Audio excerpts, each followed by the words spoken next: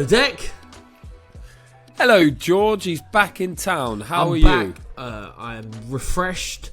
I didn't sleep after the fight. We went straight from the fight, which finished maybe 3:30. I would love to have run around and tried to have mopped up a little bit for the old GGBC, so we could have got a couple of quotes and interviews, but literally had to scarper back to the hotel, get my bag, and head off to the airport. We had a 7 a.m. flight, which I thought was going to be plenty of time, but it wasn't. It was not, is it? Squeaky bum time. Yeah.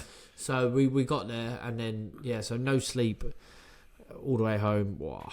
But I had a good 12 hours last night, so I'm ready to rock and roll. I haven't actually looked. I'm ready for Christmas. I haven't looked online and seen what everyone else is saying and what everyone else is thinking and feeling. I haven't been able to rewatch it back. I haven't been able to hear what the TNT commentary was like or what the Sky commentary like was. Blah, blah, blah. So I'm going to leave that to you, Dex. I know you've seen a bit of it. Yeah. But Oleksandr Usyk defends and retains all the belts he was allowed to retain. Obviously, Dubois got one now. But he does it with a 116-112 unanimous decision. What do you think? Yeah, it's not often you get that these days, is it? Or any days. The old triple threat, all of them 116-112. Frank Warren up in arms about it. People going, it's far too wide. When if it had been 115-113, people would have been like, that's about right. So you can't really complain when it's 8-4. But then I suppose if you watched it back, would you be like 115-113? That's pretty tight. 7-5. Maybe that's too tight. Yeah, it's true. So, yeah, but I do think, George, I don't know what you felt ringside, but like I thought Usyk was a worthy winner. It was a hard one to score, i.e. there was a lot of rounds. It was a lot of close rounds, but it was competitive throughout. Totally different fight to the first fight. But at the end, I wasn't like, this could go either way. Or this could be... I thought Usyk's won. And then pretty unspectacular fight, really. I feel like they've worked each other out now, haven't they? Over the course of their 24 rounds. And those 3 cards mean that Usyk, of the 6 cards that the two of them have produced over the 2 fights, Usyk's won on 5 out of 6. Yeah. Fury won on 1 card in the first fight. So it's like... It's conclusive, man. I know Frank Warren and Fury 41, but it's about as conclusive as you can get about a knockout. Fury thinks he's been robbed twice, unless someone's done a little AI dubbing over the top of him of what I've seen, which you never know in this day and age. But I thought he was soundly beat in the first fight. I'm surprised it was a split decision. I thought he was soundly beat last night. I was doing the BBC comms, and I gave 2 10-10 rounds because I do have to be careful to make sure that I don't, because I sound like I'm favour Usyk too much. And then my 2 10-10 rounds ended up being 2 rounds in it, 2 rounds to Usyk. But if they'd gone Usyk's way, then he would have won pretty much the same scorecards as the judges. I'll tell you what the 4th judge was. Did you see the 4th judge? Judges. AI judge. Yeah, AI. Yeah. Well, yeah, Usyk running away with it as well. So Fury said... fuck the AI judge and fuck electric cars. Did he say that, or was that dubbed? Yeah, he said. No, he did say it. No, he said that was his actual thing. But I mean, let's hope not. Let's hope the AI judges don't take over. But I mean, for what it's worth, I don't even know what the metrics are. I don't know who programs it. But anyway, they had it 118, 112. Yeah. The old AI judge who they even gave a little face to. Yeah, which I mean. I mean, we're going to lose all our jobs to AI. At what point are we going to have two robots fighting each other? Yeah, might not even. Why bother with boxers? Yeah, a couple of robots. 2 robots. Who's the hardest, or just Chat holograms. GBT writing up the review. You're out of a job, mate. You got nothing left. Yeah. And then a couple of fucking laser-eyed judges at ringside scoring it wide. Conclusive winners. And then get a couple of other robots to do a podcast about it after. Yeah, we're all fucked. But anyway, the 3 real life judges, flesh and bones. That's only 2. 112, all 3 of them. So, flesh, bones, and brain, and muscle tissue. But anyway, they all had it 116, 112, which is 8-4 to Usyk. Fury, though, I thought he boxed well. I thought it's not like he looked so out of shape. No one was hurt. Like, I thought he was going to blow harder than he did, and he didn't. He looked tired, I thought, because you know what Usyk's like with his feet and the pressure and stuff. I do think maybe the extra poundage. He was heaviest he's ever been. Obviously, it's not going to help you in a fight like that unless you use it to steamroll. He wrestled and held him a bit more and pushed on him, pressed on him like better this time. I thought, I haven't had a chance to watch it back, but at the time I watched it, I thought Usyk's feet weren't nowhere near as good as last time. I thought last time his feet were sharper, and this time I thought his feet were a bit more labouring, and he just wasn't using them as well as he did in the first fight. So it was risky. Like, if you're the Usyk camp, there was times where Fury was trying to punch with him, and I was thinking, because his feet weren't as sharp, and obviously he's the one who has to bounce in and out, a couple of shots whistle past, a couple of shots hit the arms and gloves, when if they'd gone through, they might have done a bit more damage, Deck. Did you notice that, or am I making that up? I didn't notice that personally. I mean, if I watch it back and I'll look out for it. But I thought he was elusive. He obviously, it's like what we were talking about before. You specifically were saying that he needs to obviously get close, but can't linger there too long. He needs to work and get out again, or he was going to get hit. But neither of them were really hurt. Neither of them landed anything to hurt the other, really. Neither of them were hurt at any point, unlike the first fight, when Usyk was fucked at one point, then Fury was really bad at one point. Whereas this fight didn't. It kind of came and went without any of that happening. Because, like I said, I just feel like they both sort of worked each other out. And also, that is not a Tyson Fury who is finished. It's not like, he's look at him, he's absolutely shot. He's not. He hung tough with the heavyweight of the era, you've got to say now, one of the greatest heavyweights of all time, considering what he's done. And Fury's pushed him close twice. There's no disgrace in that. And I thought Usyk just handled him well this time. Was punching well to the chest. Like, that was a good shot for him, and he just sort of took the steam out of Fury a little bit, and Fury just couldn't quite get to grips with him. The whole build-up, I mean, I'm interested to hear your thoughts because you were there on the ground, but it felt like Fury was zoned in, and like the big beard and the stomping about and being angry. It was like, I want to be it's Wilder 2. That's what he was attempting. And he just couldn't do it. He just couldn't quite pull it off. Usyk's too slick and too clever to allow that to happen. But is that what you thought? Did you feel like Fury meant business this time? Not really, no. I got there Thursday evening, so I missed any of the build-up before then. And what I saw live was the weigh-in. And everyone's there to hype the fight. So everyone was so excited about an 11-minute stare-off, right?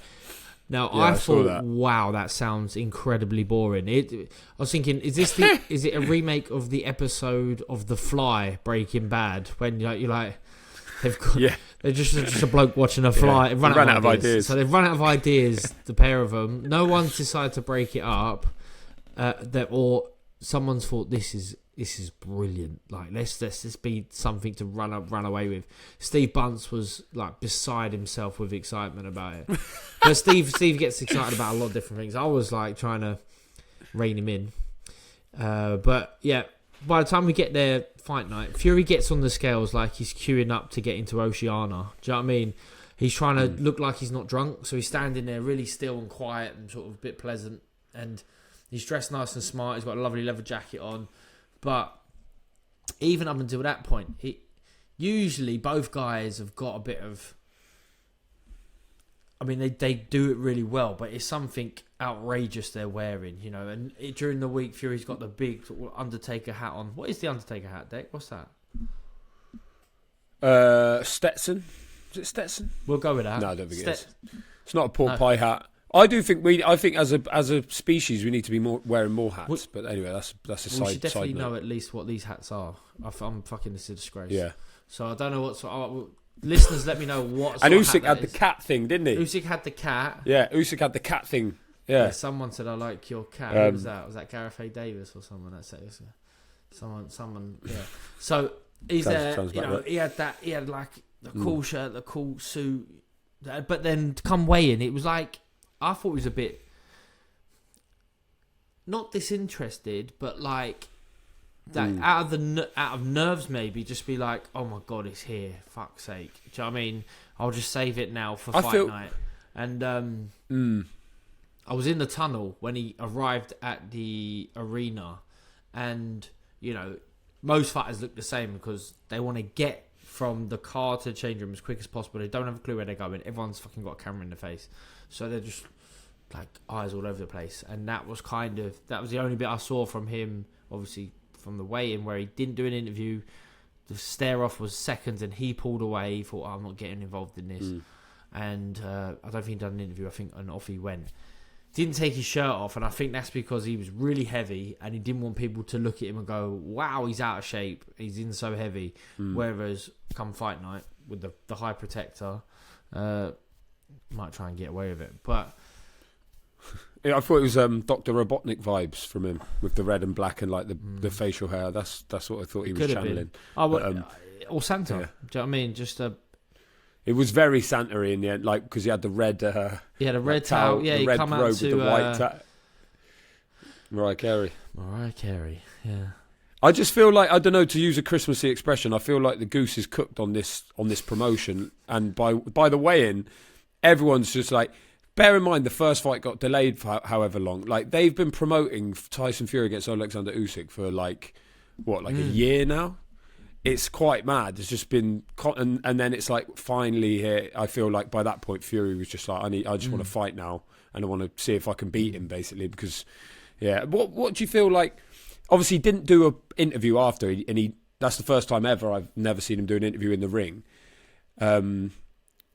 What would he feel it? Because you've been there before. Like, what's the feelings going through there? Is it just pure like frustration?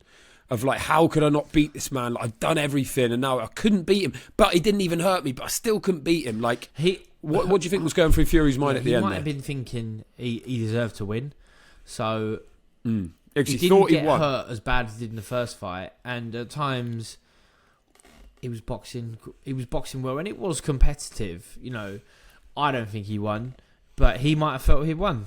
And so at the end, he might be thinking, "Oh, what have I got to do to win? This is not fair." Yeah. You know, if they got sympathy for him because he's Ukrainian and they're at war, like, you know, it's just. But yeah, he said that in the first fight, didn't he? You know, I mean, if anything, if either fighter's worried about a dodgy decision, it's going to be Usyk, because before the fight, you got His Excellency, Mr. Turkey Al-Sheikh, your good friend Dek, saying, "We want Fury." You do the quotes better than me, but he said Fury win. Yeah, on the phone call thing. He said it at a press conference to see him. And it makes sense as well for Riyadh season if Fury wins and they can have a trilogy, doesn't it? So if it was close, I was convinced that Fury was going to get the nod. If it went points even, it didn't even need to be close. But yeah, so I don't know. He must be sad, frustrated. You know, he's there in a competitive fight with, you know, the best heavyweight in the world at the moment, but they're both weirdly right at the end of their careers, age-wise, you know.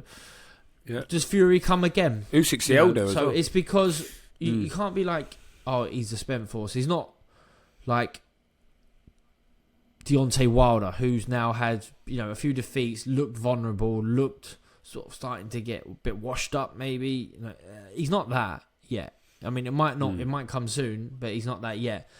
And now it's just down to his, you know, what mental mileage has he got on the clock? Like, does he really want to do it anymore? And obviously, he will do it because he's going to fight Anthony Joshua. And I said that my quick reaction video straight after the fight, and people going, how is it still as big? How is it still as big? But Dek, you tell me as a journalist, right? It, for me, is still just as big. Right, there's no world titles, but you're still going to write about it. Everyone's going to be podcasting about it. And if Usyk boxes Dubois on the same night, which one's going to get more coverage? Yeah, it's good. It's a very good point. It's going to be Joshua Fury. I think as well, for people who know the sport and in the sport, we know that the shine's been taken off that fight. I said on TalkSport on Sunday, in fact, Sean Custer, the presenter, was like, it's like a Division 2 clash now, because it's not the winners, it's like the losers fight or whatever. And I agreed with him.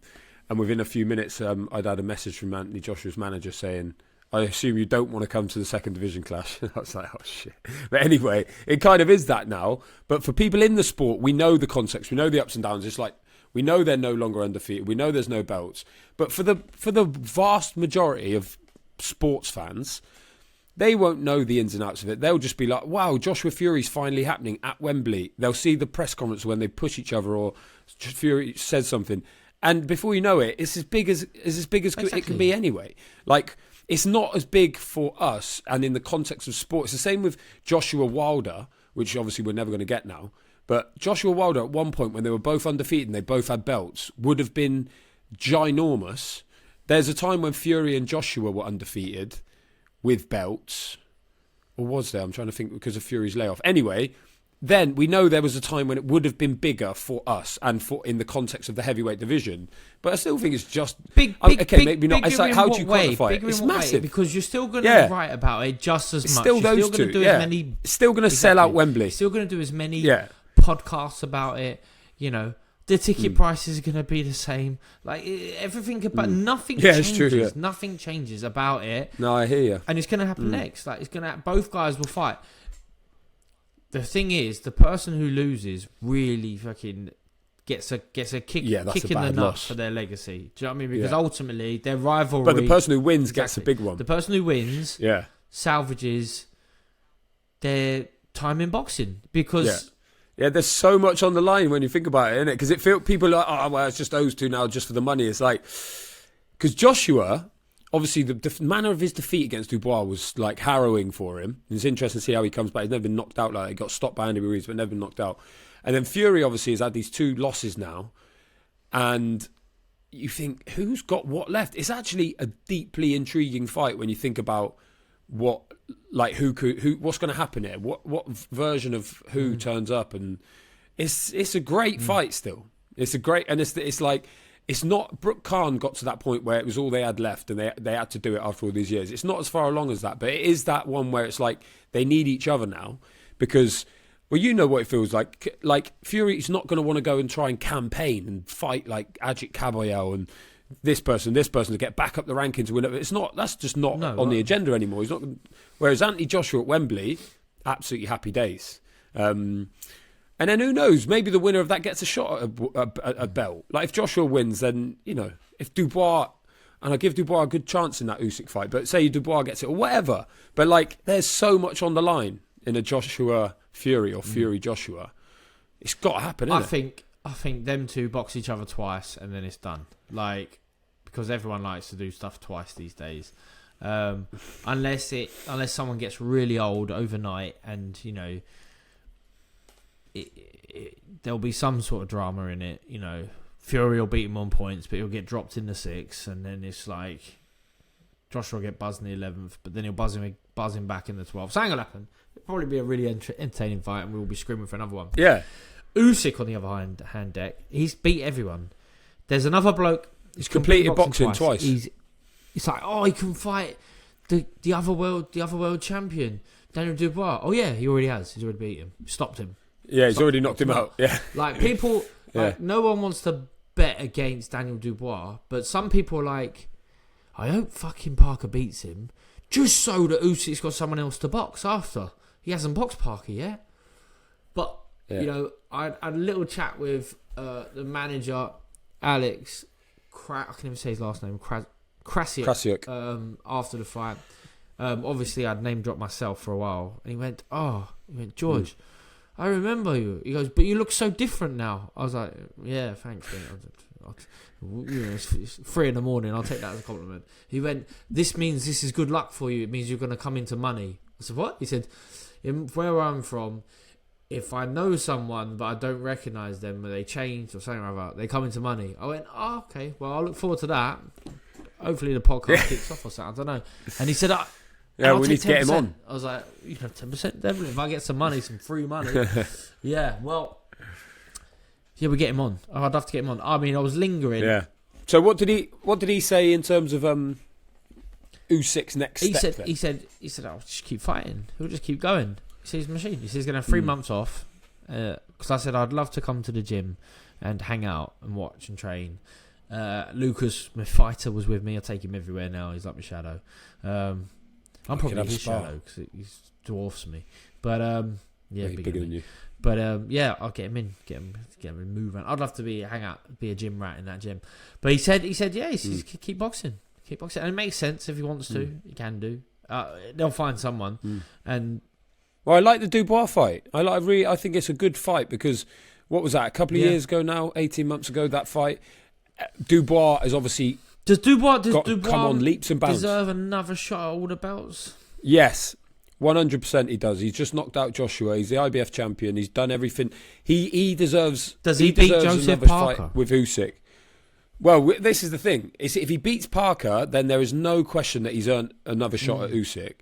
I genuinely think I'm not saying he wins that fight, but I give him a very good chance in the Usyk rematch because he had really good moments in that Usyk fight. Not even like regardless of the low blow controversy and whatever, but away from that, he boxed really well. And Usyk struggled at times and obviously got to him in the end.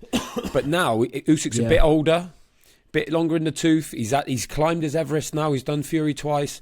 And Dubois is just getting better and better and stronger and hungrier and blah, blah, blah. And I think maybe timing-wise, it's a fight for me that has to happen. I think Dubois has got the best chance of anyone in the heavyweight division of beating Usyk. I wouldn't put my money on it, but I think that's a closer fight than it was in the first time around, and that was a competitive fight. So yeah, I'd love to see that. I hope they do that. He had also talked about going down to cruiserweight, back to cruiserweight, Usyk, and winning trying to win again, undisputed. And Dr. Daniel Dream, long-term listener, he messaged me today saying, one for the pod, Usyk versus Beterbiev at cruiserweight. You're like, ooh, that'd be fun. I think Usyk's too clever. It's a mismatch. But so you've got to light heavyweight and a heavyweight. Mismatch, mate. Mismatch. Stops it. Stops Beterbiev. Yeah, I don't think Beterbiev can clean up the cruiserweight division. Like I think Opataya beats him. I think true. Yeah, Opataya I think he's a future heavyweight force based on context and looking around at who's going to be left once Usyk and Fury are gone.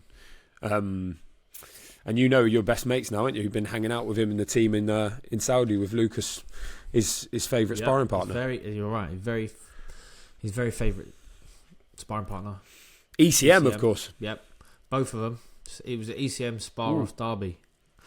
Lucas Rowerig. Yeah. So Lucas Rowerig rolled with us, went out there. I'll tell you that. Do you want to hear a little bit about my my trip? Yeah. So how'd it go? How'd it go down? I see you doing all sorts of cool shit. We got out there. We went out there Thursday. We didn't make it to the Ring Magazine launch party deck. We got there too late. That looked banging. Absolutely spectacular, didn't it? Guess who was out there? Someone who you think he would never go. Neymar was there. Someone ex-boxer who you think would never go. Ian Napper. No, Ian Napper. It was not Ian Napper. No, bigger than that. Bigger than Ian Napper, who's like a bantamweight. Anthony Fowler. Someone who's sort of you'd think had alienated himself from the Riyadh season. No, go on, put me out the misery. Wait. Froch. Carl the Cobra Froch. Froch was out there. And you would think, like... Is he welcome? I haven't had a chance. I want to get... Oh, yeah, because he hammered him, on. didn't I want he? to ask him what he thought the atmosphere was like. You know, because... Oh, that was it. Yeah, fuck. Shit, so he's allowed now. I think he they done a deal. They wanted him out there. They, got paid to go.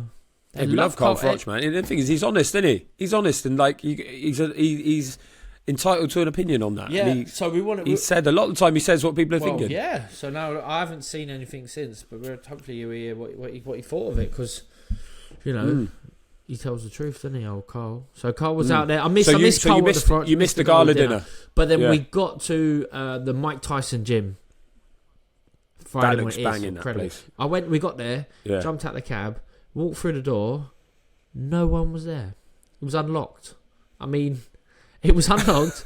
That's classic Saudi, man. Like, nobody nicks anything. We walked in looking for someone. No one was there. No one. Not one person. This gym is the biggest gym you'll ever go in, right? It's got two beautiful. Massive. It's got one like Olympic-sized ring, one pro-sized ring. It's got all the Gucci kit. It's got this. It's got mirrors, like floor-to-ceiling mirrors, and the ceiling is about 50 feet in the air. Like you're like, how tall are these sparring partners? Sounds like my bedroom. All right, yeah. How tall are the sparring partners? Nobody there though. So what? You had the run of the place. So we was lingered around there like proper tourists. Then Opataya's team roll in, Dry's there, warm up, crash out 6 rounds. Then there's in for a little bit of circuits. Then they say, So I do the accent. He goes, Do the accent. "Hey guys, you coming to the dunes? You coming to the dunes today?" And I was like, "What's the dunes?" He goes, I don't know. Is he from Bangladesh? He goes, guys, you come to the dunes? Today? Yeah. That was South African. I was actually born in Australia, so sorry to interrupt, but I was, so I should have that in the locker. But anyway, carry on. You going to the dunes? Dunes. But anyway, didn't go to the dunes, but we went and met them. No, we did. We ended up there, but we met them at their hotel first. They're at the Mandarin Oriental, which is like the 5-star. Yeah. We must have been. He said, "Come and have some lunch. Sign to the room." Like, boom. So we got in there. I mean, this buffet kicks the shit out of anything in Vegas, mate. I'll tell you what. There's oysters, there's lobster, there's fucking ribeye steaks, there's like chicken sheesh hanging from a basket from the ceiling. Do you know what I mean? You got everything you can ever want. So yeah, we had a little load up. Then we're out to the dunes there all day. You get there and they take you for a little camel ride.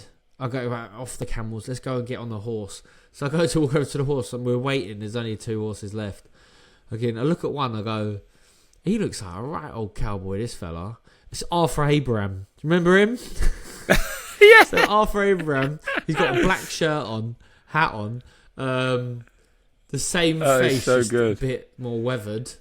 You must have nearly thought it. Yeah, boxed they did. him. I thought they were going to feed weird. him to me at one point, but they never. Yeah, because it's So, Sauerland, isn't it? Next to him, his mate, always was his mate, his partner in crime, Marco Hook. He's on a big old horse. Yeah. Fucking hell. Hello, Marco. Hey, George. And so I had little chats with them guys. I said, "Oh, what are you doing out here?" I said, "You still in boxing?" He goes, "No, I'm fucking retired ages ago." I said, "No, you're still in boxing. Like, what are you doing? Doing TV?" Where he goes, "No, I do property or something." All right, well done, Arthur. But Marco Hook went, I'm coming back. I want to have a fight heavyweight. So he's out there for that Saudi mix.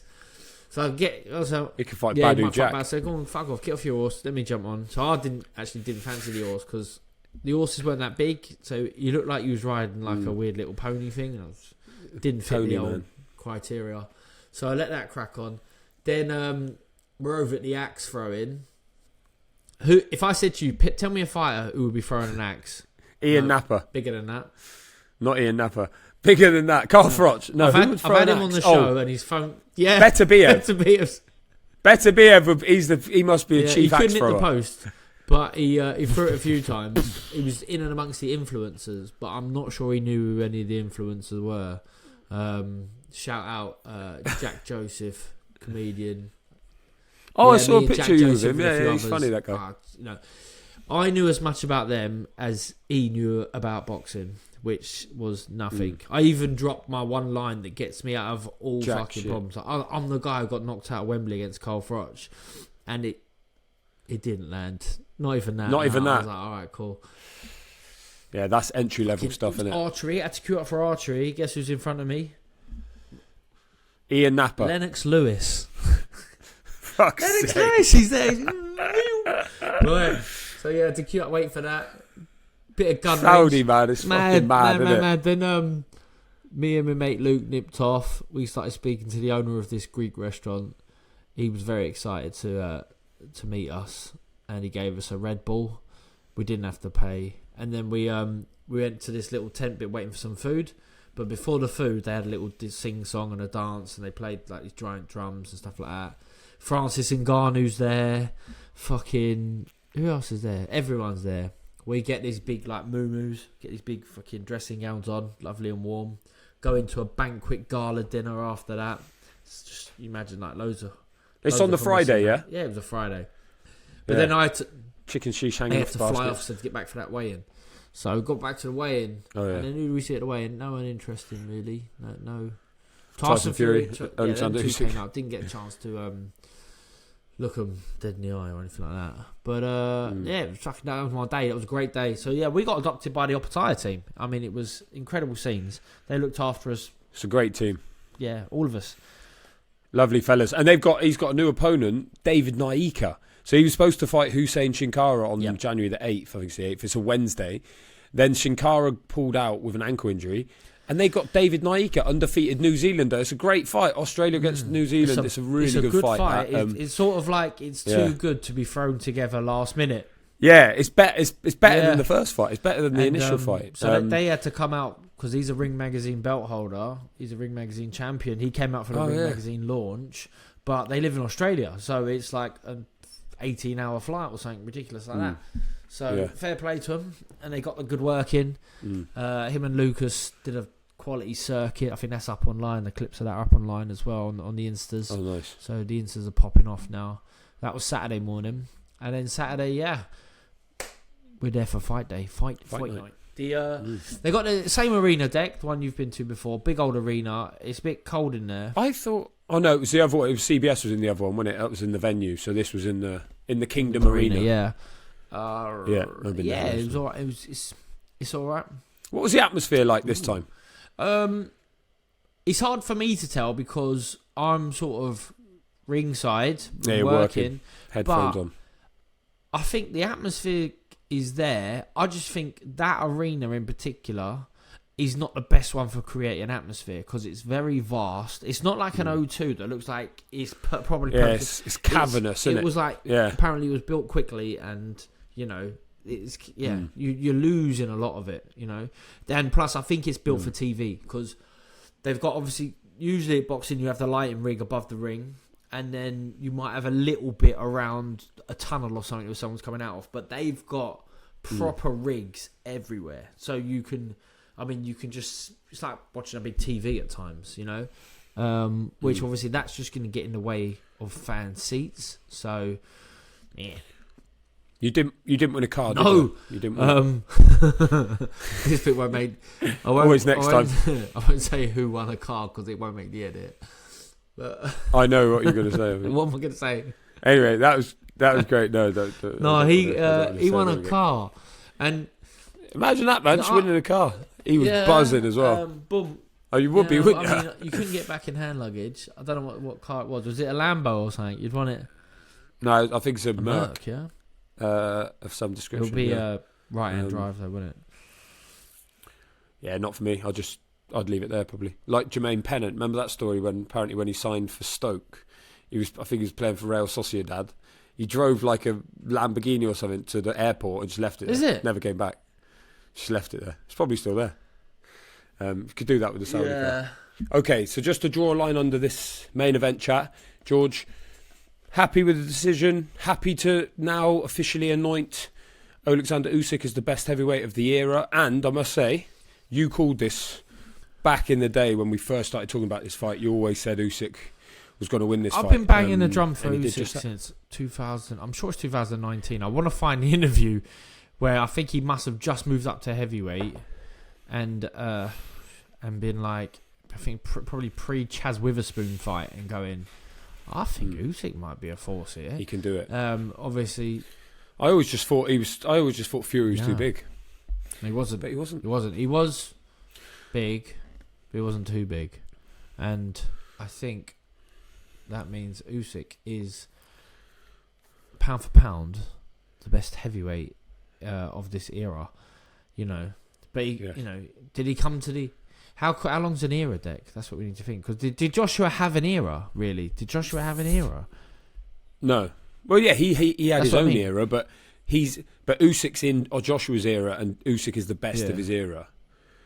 Like, I think this era, you could call it, is basically post Klitschko.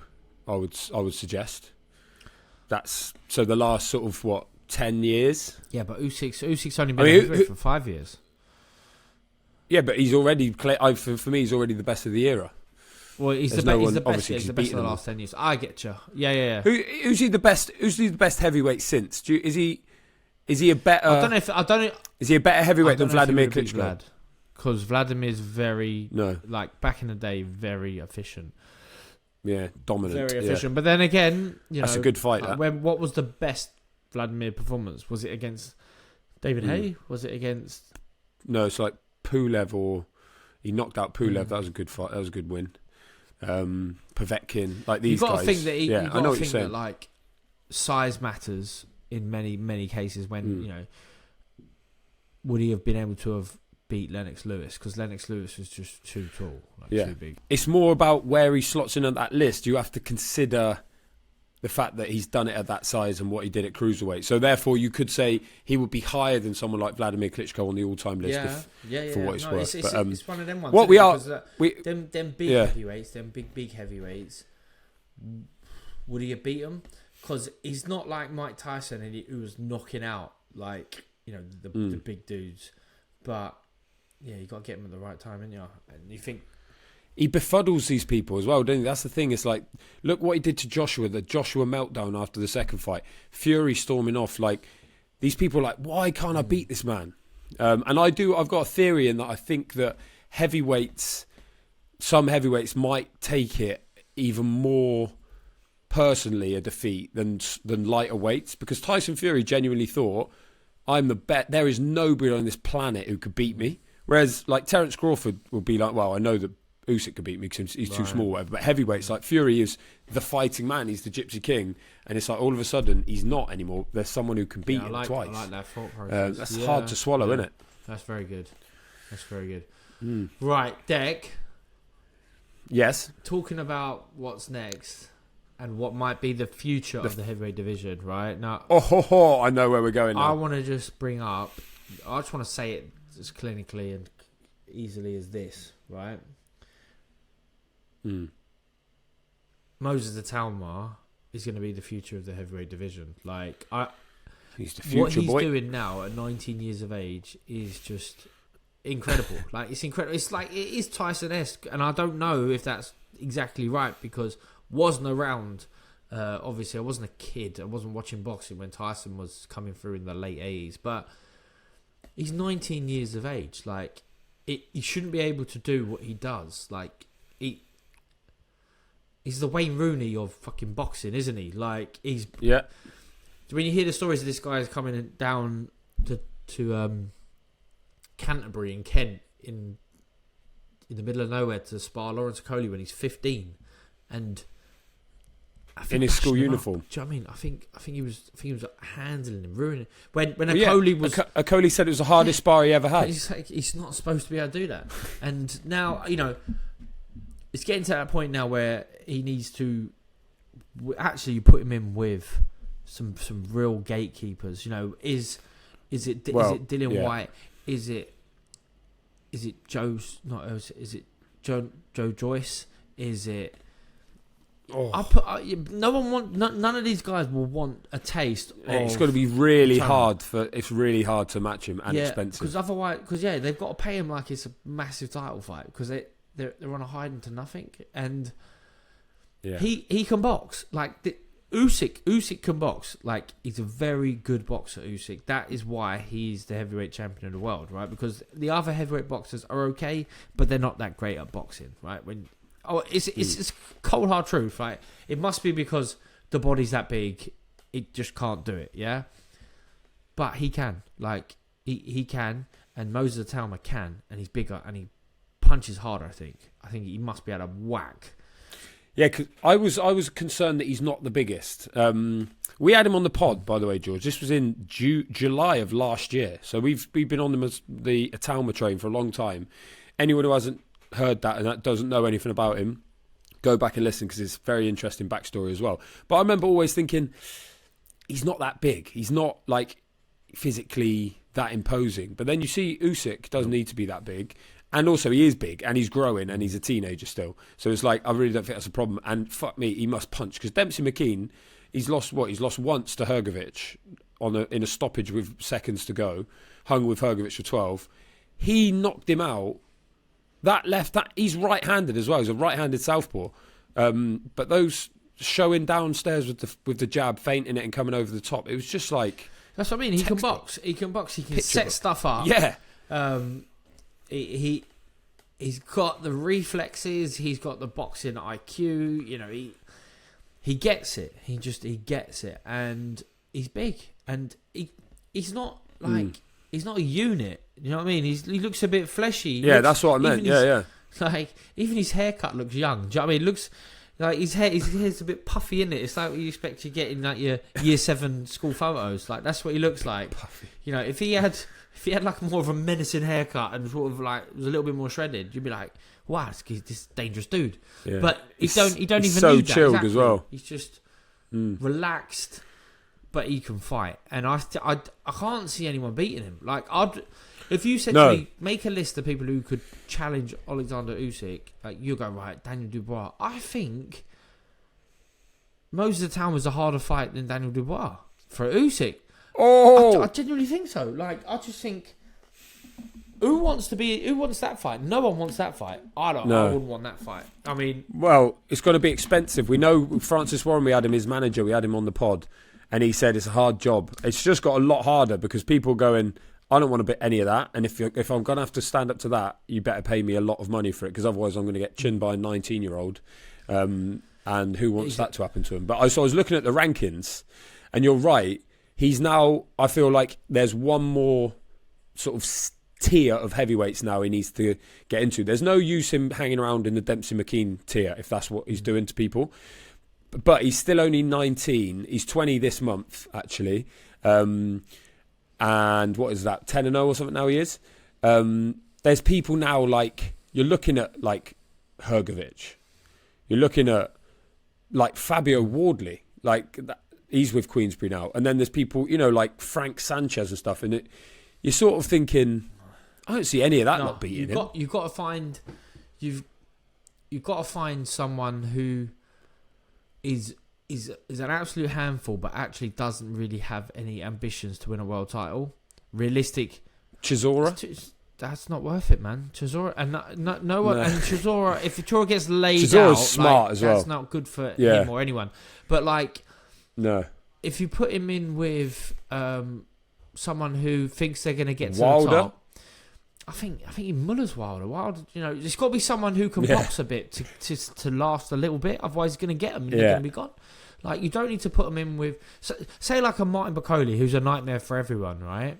He will not take an Itama fight because he thinks he's going to be in with a shot. He's there. No, yeah, exactly. Yeah, soon. So why? He's got too much to risk. If anyone who's trying to maybe been beat but on the comeback, like Joe Joyce, Dylan White, they don't want that heat. They don't want that. Like, Dylan White's not stupid. He'd be like, what the? No exactly. Thanks. So he's going to be very difficult to match. Like, very difficult to match. I think maybe someone like a Guido Vianello, someone like that, who beat Makhmudov. Is that the thing you get when you get a bargain bucket from KFC? What, Guido Vianello? Vianello. Oh, Vianello. Soft enough to bite. I mean, but he's going to want to get paid a lot for that. You got Caballero was boxing Zhang, isn't he, on the 22nd? He's like, Itan was near that level now. Like, he really is. And when you look at it, Usyk, 37, Fury 36, I think Joshua similar age. When they're gone, and that's very soon, you look around the rest of the division. Who's the toughest heavyweight out there? Like in the olden days when you think like Kevin Johnson or who's that? I mean, Chisora's that now. That's Chisora, but he's got his plan now. He's boxing while in Manchester. Then he's going to have a 50th fight. Probably it could be like Ngannou in Africa they're talking about, or Bacoli or someone like that. It looks like it's going to be that. Chisora is not going to want to go, I'll have my 50th against 20-year-old Moses Atama and get iced in a round. Like, no. And also the money would not be stupendous either. So that you kind of look at it now and you're right. There's people with ambition in those lists who know that that's just too risky and lose because even if you win, they're like, well, he's a kid. Do you think Joyce will take it? Yeah, but I mean, he probably would. But I think he's probably going to fight Tony Yoka next. Maybe the winner of that. But again, he's going to want to get paid for that. But the way he tears through people is exciting as well. It's thrilling. Like, this felt like his real breakout fight. Like, obviously we know, and boxing fans have heard about him and seen the knockouts. But I feel like that one, the time of it on the card, like all my mates texted me about it. Not, like non-boxing fan, like, who's this kid? But I've never seen him. Oh, I'd love to see him against Wardley. Oh, he's this and that. That Saturday night felt like a proper breakout night for him and a breakout performance. Not that you'd think it. He just cruised into the ring. He looks like he's walking, like getting a bus or something. It's like, yeah. And then goes and does that, and then walks back to the changing room. He's like a cool cucumber. Exciting times for us, though. We need that. Has anyone ever had a warm cucumber? Yeah, I have. I had a warm cucumber in a restaurant the other night. It was decent. It was like a sort of Chinesey sort of vibe. Right. It was nice. Sure, it was a cucumber. It was not that cucumber. Maybe it was a courgette. They're the same. That was a small plates restaurant. I don't want to get into a rant about small plates, but I'm sure a lot of listeners will resonate with this. You know, when you go to a restaurant, I just want to have my dinner. I want my dinner. I want to sit down, have my dinner, and like, that's for me, that's for you. But you get small plates and you have like 3 wings between 5 people, and it's like, this is clearly the best thing. And now we've got to like order more fucking small plates. Right. Anyway, one of them was warm cucumbers. So what I'm saying is, small plates is like the heavyweight division when you really try and pick it apart. But Fabio Wardley, Moses Talma, what do you think about that? Yeah, it's a great fight, isn't it? It's a great fight. Isn't it? Maybe a bit risky for both. Maybe Wardley being unconventional makes it even tougher for Italma, which makes it punches really hard as well. Yeah, I just can't see that quite happening. You know, I think they'll still have to rein him back. I think he's more likely going to fight like a David Adelaide, who's just come off a big win. What? Wardley? Moses. I think that might be along that way. I just feel like that's another Queensberry though. So they don't want to eat through that. That's risky for David, isn't it? Yeah, they're better off keeping him apart, and he's just beating Solomon Dakers, obviously. You know, but let's get it straight. It's all about Moses Talma for Queensberry as well. Like, they're going to be looking after him more than anyone else. That's the golden ticket. So. Yeah. And it's a golden ticket for the rest of us as well in boxing, because it's like we need that. We need that star, potential superstar. And there's nothing like a heavyweight who knocks people out to get people excited. I'll tell you who... so that is bloody exciting. Who nearly got knocked out. Another Ian Napper. Did he? Is he all right? No, he's chill, man. Yeah. Ian Napper. I know what you're going to say. Who are you going to say? ECM, Johnny Fisher. So that was a tear up, wasn't it? And a half, yeah. So that was on the undercard. He takes on Dave Allen. The wily old Dave Allen, you know, sort of the white rhino against the Doncaster De La Hoya. The raging Romford Bull. Yeah, Bull against the Rhino. Who would win that? It's got to be Rhino, isn't it? You would think. But a Rhino just didn't get a decision on the cards. I mean, I thought Dave Allen was a worthy winner watching that fight. I didn't score it round by round, I must admit. I felt Fisher like it was dominated quite early. Score as well. Yeah, dominated early, and then Allen got on top and knocked him down, and then but that was a great fight, man. Dave Allen, credit to him. He is an icon of British boxing. You know, we talk about eras.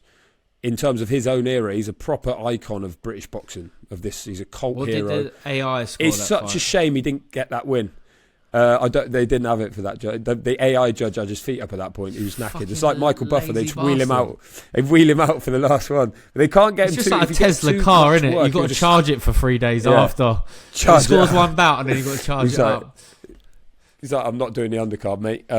But yeah, it's a shame because and like, you know, we love Johnny Fisher and he fought his heart out, but it's a shame for Dave Allen that he didn't get that moment because he's had false dawns in his career. And he's worked hard to get back to this point. It looked like he might never box again. He's a different character to what he was. He's got 2 kids now, and imagine he won that fight in Saudi where nobody thought he was going to win. And imagine he got that moment and he just didn't, and he should have, because he did the hard bit, and it's a sickener, and means Fisher remains undefeated, but he won't be flying home feeling like a winner. I don't think. I think he'll be sore as well. Yeah, for a start. The ear was bad, and it looked like a cauliflower ear at one point. But then I thought he used to play rugby, so maybe his ears always been like that. I never noticed, but rugby players get ears, don't they? Get ear damage. Yeah. So but yeah, I think he's hearing. You know, his ear went in the 2nd or 3rd round, and then he must have had that. It feels like you're living in a fish tank sometimes if you've got a perforated ear. And then I've never had it where my balance has gone with it, but you hear fighters say the same.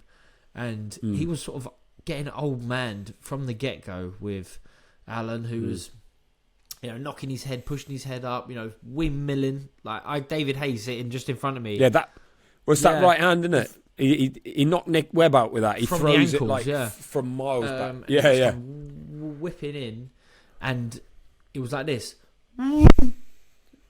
And he hit the fish, and he cast that right hand out, and he caught the fish. Mate. With a big right hook. The hook Rod was Stewart. right to catch the fish. Right hook. I like it. Am I reeling you in? I'm reeling you in. I'm reeling him in. Come on, Deck. Come on. Come on. I'm trying to think of one just for the halibut. Trout shall not. Time of the place. Anyway, Dave Allen was not the codfather on the night. Johnny Fisher got the decision. I want to see a rematch. It's got to be a rematch. Got to be in shellfish now, Deck, right? He needs a break. Yeah. Johnny Fisher. They both need a break. Great fight, great performance from Dave Allen. Johnny Fisher as well, the heart of a bull/fish/lion. It's a bull. There is a bullfish, isn't there? Yeah, bullfish. And Dave Allen, he took some shots. His chin as well. The chin's on both of them. Unbelievable. And I hear that Dave Allen is going for a Chinese with the family as well in January, and then maybe they can agree on a rematch. But maybe they steer Fisher away from him because it's just like, let's not do that again. Let's go somewhere else, or they go, let's try and set the record straight. You can let's beat him because it looked like he was on his way to a pretty straightforward win at one point. I think I'd cast my nets out in a different direction if I was Johnny Fish. Still doing the nets. No, listen, seriously, that was a great learning fight, but it was a grueling fight for Johnny Fisher. He doesn't need, he didn't have, a massive amateur career. If I think I'm right, and he's still a process. He's still learning to fight as a pro. So. Yeah, it was going well for him, and then until it wasn't, and then obviously, if his ear was playing him up, and then he gets caught and he's buzzed, showed incredible heart, to get through it, and then wins that. I thought he wasn't going to win that last round. He did. He comes out and wins the last round. I thought he lost. I thought it was quite easy to score. He won the first four, got dropped, and then lost the rest, so he should have lost, but got the nod. Came out. We lived to fight another day, and.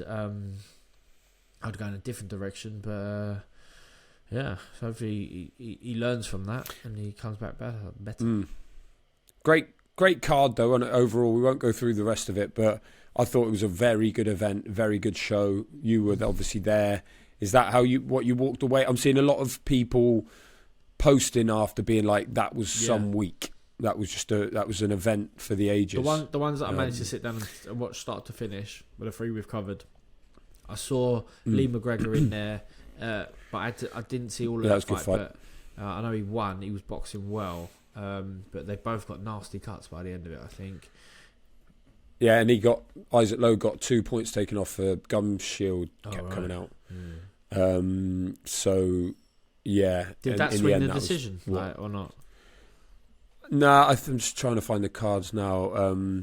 It was pretty wide in McGregor's favour. Anyway, but it didn't help him, and he was getting a bit of a second when he was putting the pressure on. Then that kept happening, and then 2 points down. But there was that. Sergey Boachuk beat Ishmael Davis in Davis 6. started quite well. I thought he was looking sharp. He always does. I like the way he boxes, but then he got caught. Got dropped. And he was a late stand-in as well, wasn't he? For the second time now, he stood in late notice, got beaten twice. But you got to take your hat off to him. Peter McGrail beat Reece Edwards. Fight. That was a 10-rounder. UD, great, really good. Reece Edwards again. Another he was a little bit standing. unlucky from came in for what Dennis we were here McCann. at ringside. I saw either the middle rounds, I think, and then I came and I got back for the decision. I said, "Oh, has he got it?" And they went, "He should do, might do." It's tight, and then he didn't. But fair play to him coming in last minute. But a real great display. Yeah, a few other bits on the undercard as well. But, great card overall. And they're back in business, the old Riyadh season, on February 22nd with a card that looks like even better. Who's that guy? With the rematch. Is he Russian? He's WBA, regular. champion, even better. Even better. No, it's Better Biev against Dimitri Bivol. No, he's out. Callum Smith against Joshua Buatsi. He's out. Better Biev. Or they're winding me up. He's too busy throwing axes. Hold on, let me check that. What? Who told you that? He's out and he's postponed. Are you joking? I don't think that's the case. Fake news. I've been done with fake news, haven't I? I think it's fake news. I mean, if that is true, world exclusive. No, it's definitely on. Officially announced.